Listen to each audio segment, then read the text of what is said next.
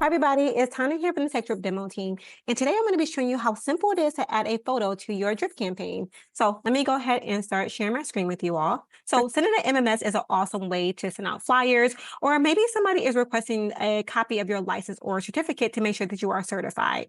Well, you can add that right into your drip campaign. So under each message box, you will see where it says image and choose a file. So we're going to select here. And from here, you're going to just choose a file. I'm going to go into a recent screenshot that I have here and just click on open.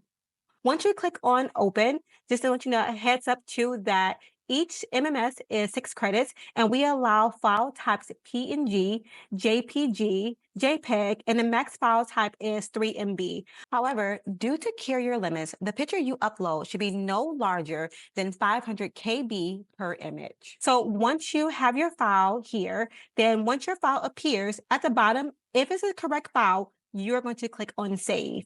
Now, if this is not the correct file or the correct image that you want to actually put into your drip campaign, then simply click on the X here and go back in and select another picture.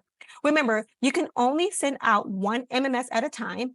MMS are only 6 credits. So start sending out your MMS to all your customers today.